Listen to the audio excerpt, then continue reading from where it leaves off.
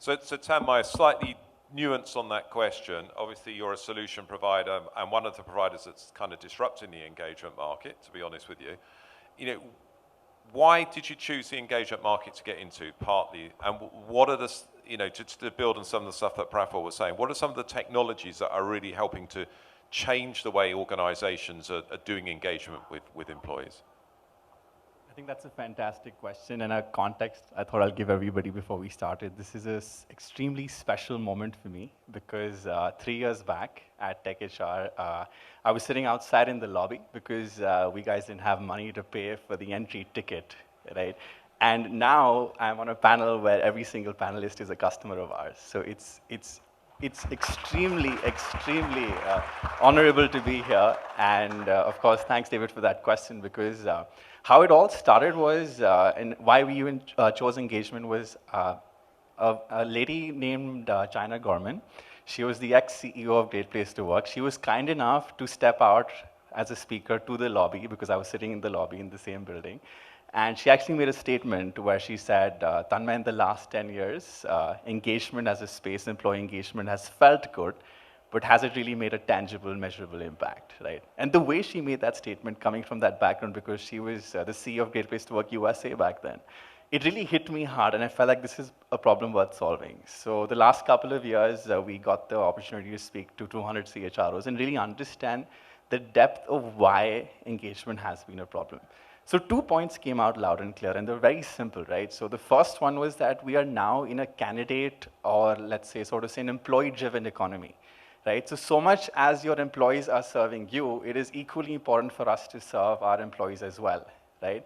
And Make My Trip and GE's leadership sort of gave us some ideas that, can you really track the employee experience from their first to last day, from their perspective, and not our perspective for a change? And I think that was very fascinating. The second one, which I think Praful has already mentioned, is that annual engagement surveys are really challenging, right? Because whether you pick up an IBM Connexa or a Gallup Q12, like he said, an Aon Hewitt or Taz Watson, the biggest problem is they're treating employees like data points, right? Everybody gets the same questions. Imagine everyone in this room is getting the same question at the same time, once every year. Every year, the same questions keep repeating because benchmarking is so critical for all of us, right? And today, employees are begging for a human, personalized, relevant conversation where someone really understands you and someone really expresses some emotions, and not just a survey that's slapped across your face, right? So to answer the second part of the question, the technology really begged for a solution where you treat the employee like a human being, right? And when we speak about personalization and individuality, we had a simple idea. What if there was one individual? What if Genpact hired me and said, Tanmaya, you have to speak to 85,000 employees regularly from their first to last day, come back to Praful and tell him who is unhappy, who is happy, who is most likely to leave, and the exact reasons why. And of course, on top of that, every single HRBP wants their own cuts as well, right, for their regions, et cetera, right? Tanmaya, I want you to do all of this alone, right? And the reality is HR business partners are doing this, right? The ratios are 500:1, 1,000:1. One guy is trying to do this for 1,000 people. And that's where we felt, like AI or Amber or something like that could be really helpful. And I'm so glad to be with all of you on stage. Within Genpact, I think we have gone back and forth a little bit, and for all the right reasons with all the right results. Like most of the companies in the industry, we also started with external partners like Gallup coming in, administering the surveys for us for the sake of anonymity, because that was a big thing back then, right? And giving us results at anonymized levels, and then the feedback owners taking on. It worked really well for us for about a decade and a half. After that, we felt that, for us to be a little more agile, a little more fast-paced, why don't we in-source it? And we in-source it for good 4 or 5 years. And it has been really working really well for us, because we could trigger those surveys at will. We could customize those surveys just a little bit to suit the target audiences.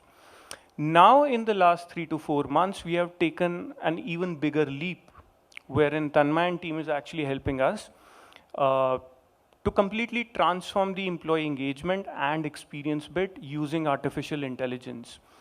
So far, the results, because it's early days, it's still gestation period, but the early results are promising, positive.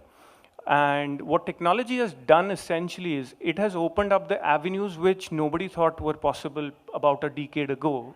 For example, think like hyper-personalization. It was very difficult to hyper-personalize reach outs to people without the right technology being there.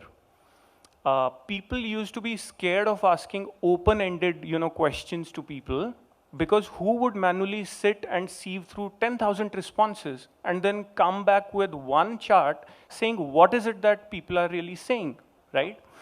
Now the technology, the natural language processing, text analytics has matured to such an extent that you can actually take millions of textual responses, analyze them literally at the click of a button and have the real-time insights with you. So that's where we are in the employee engagement and experience journey. Thank you, Praful. What are the sort of things that you're looking to personalize at Genpact using some of these new technologies?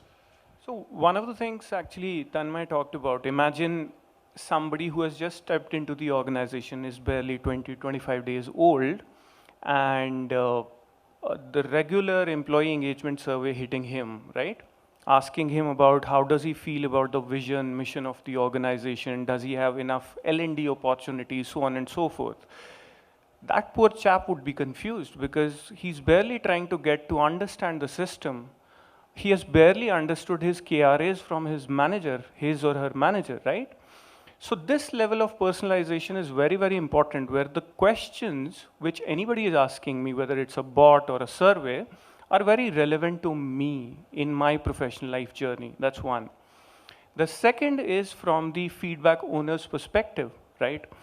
The biggest challenge with the traditional way of running surveys was time to action was humongous, because we did not have tools and technologies to sieve through the data and give you intelligence at the click of a button.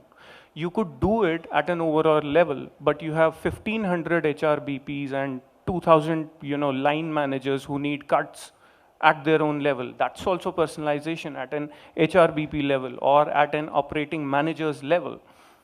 That's possible almost in real time. And I mean, if I told anybody about 15 years ago that we could do this, they would have thought I'm crazy. But we are able to do it as of today and seeing positive, tangible impact. Perfect. Great example. And Tanmaya, you've worked with about 200 CHROs in India. Keeping on the topic of use cases, what are some of the typical use cases and best practices that you're seeing, particularly in actually getting to action on these things? I think one of the things that surprised me the most, and I was in Colorado just 48 hours back, was that the fundamental differences between engagement in the Indian market and the US market are not as such, right? In fact, there was a very funny story that came about over there where we were in a room this large. There were about 300 employee engagement professionals. It was the first time I saw so many employee engagement professionals under one roof, right? And the speaker on stage asked, like, what's your biggest challenge? What's the biggest challenge in engagement from a technology standpoint, right? And this lady far at the back sort of raises her hand, and you know how we all are, like half of the room turns around, like, who's this, right? And she says, I work for the US federal government. The entire room turns around, right? And she's like, we use an annual engagement survey with 100 questions, and the entire room gasps, like 100 questions, right? So of course, most of the challenges rely around the fact that we stop treating the employee as a human, right? And how do we really build trust, right? So one of the biggest risks and opportunities both, right, are the trust factor, right? I'll give you a few examples. More often than not, we believe that anonymity in itself drives trust, right? But it actually reduces engagement. Because if you make anonymity the default factor for communication, you're establishing a ground that, okay, you know what, maybe you don't trust us enough, right? The default has to be perhaps confrontation. In fact, Kim at Radical Candor has written an amazing book where she speaks about how you can express to each other without anonymity. The second piece was, of course, an interesting thing I read about in HBR, and I spoke to a few customers about it, Harvard Business Review. They say trust is toast because 58% employees would actually trust a stranger more than their own boss. And that's more than half of the people in this room, right? And that begs to differ that, we usually say that most people leave their managers and not their companies. So therefore, how much access do you really want to give to the direct line managers, right? Skip meetings exist for a reason, right? So I think that's where the opportunity was, how do you sort of build this trust by establishing the expectations with the employee? Who has access to your data? List it down. Why do they have access to that data? And why are we using that data? Right? And perhaps steer away from anonymity. Some use cases, I would say, M&A is, of course, the biggest one. Make My Trip, IBM Redbus was one of them. We did Flipkart, Myntra, Jabong. Like, it's Amazon acquired Zappos in the US. It's very similar to that. M&A is a big one. If you're hiring aggressively, that's another big one. One thing I've noticed about engagement and people issues is until and unless you get hit by your first people issue or top performer leaving, nobody talks about it, right? So some proactive signals are, if you are hiring aggressively, people issues will crop up in the next few months. Or if people are leaving aggressively, hopefully not, right? Then if you have a distributed geography, if you're opening offices across the world, that's again a potential recipe for disaster if you don't work proactively. So these are some use cases we've seen across the board so far, at least. Okay. And Praful, thinking about linking some of this data with business data, have you got any examples at Genpact on where you've actually really been able to drive some value in the business through using predictive analytics or engagement? I would say yes. And as I said, I mean, we are still in that gestational period wherein the technology is still settling down. What technology has done so far is, it has obviously unearthed issues, but most of these issues were known issues which most of these annual engagement surveys would also unearth. But where technology has played the real part is the speed at which the feedback is now available to the feedback owners.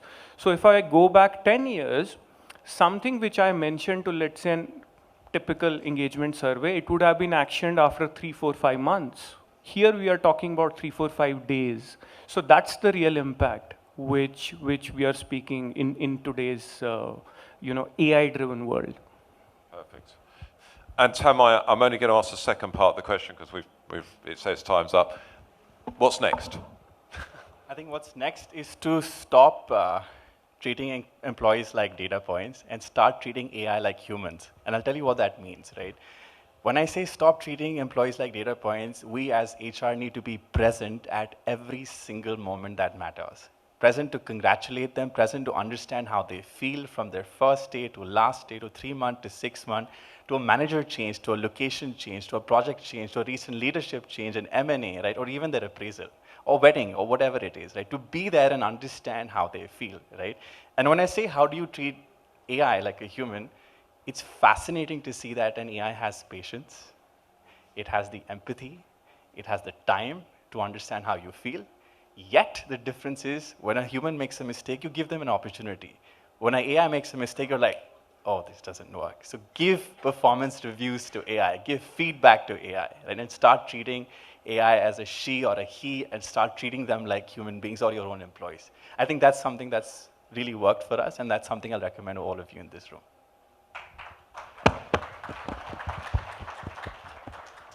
And I'll just say, think big, think employee first when you're thinking about this. Guys, Prasad, Tanmaya, Vipin, Praful, thank you very much.